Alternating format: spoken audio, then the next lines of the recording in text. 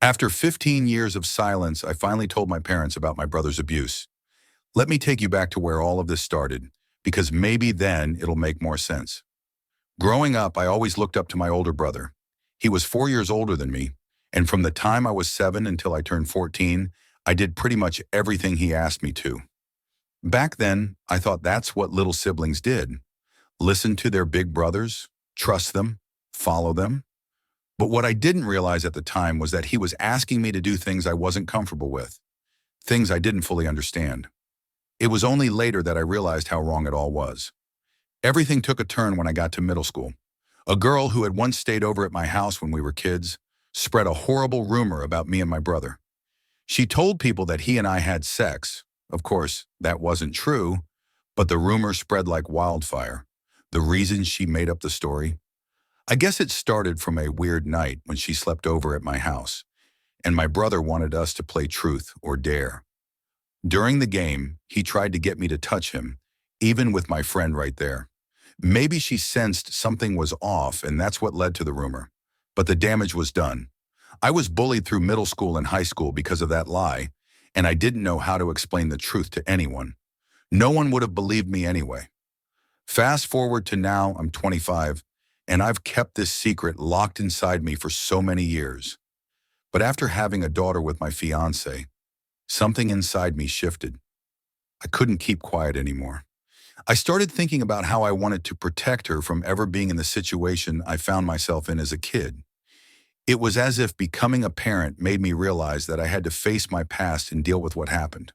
The first person I told was my fiance. I was so nervous, but I needed to share it with someone.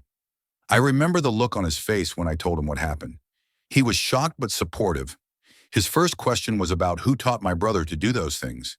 He said that someone had to have shown him or told him that it was okay, and that made me realize I had no idea where it started. My fiance suggested I try to find out who it was, so we could make sure to protect our daughter from them.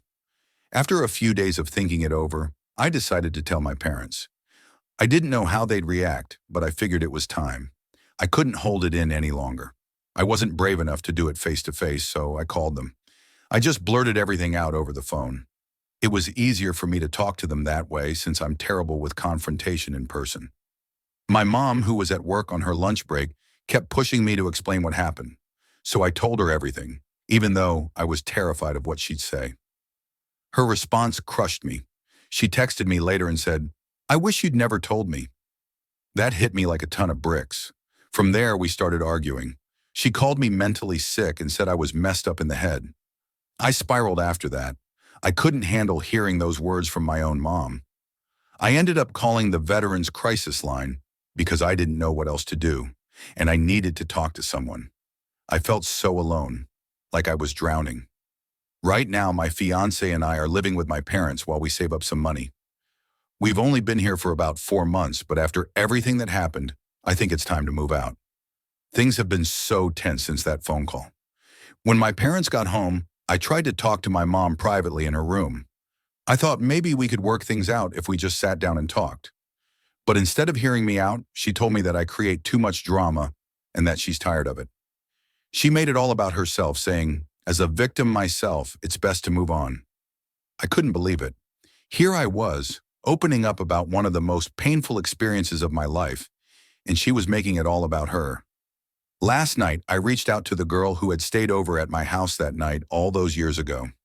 I wanted to know if she remembered what happened, because the truth is, I barely remember anything from my childhood. It's like my brain blocked it all out. I still have no clear recollection of what happened that night or most of my early years. When she responded, she told me exactly what went down during that sleepover, and it matched what I thought. Hearing her version of the events made everything so much more real. I decided to send the conversation to my mom. I thought maybe with this proof she'd believe me. But this morning, I woke up to a text from her saying that I need to move out and that she doesn't want to deal with it anymore. It's like my family is completely brushing everything off. They don't want to face the truth or acknowledge what happened. I'm feeling lost and heartbroken. I don't know what to do anymore.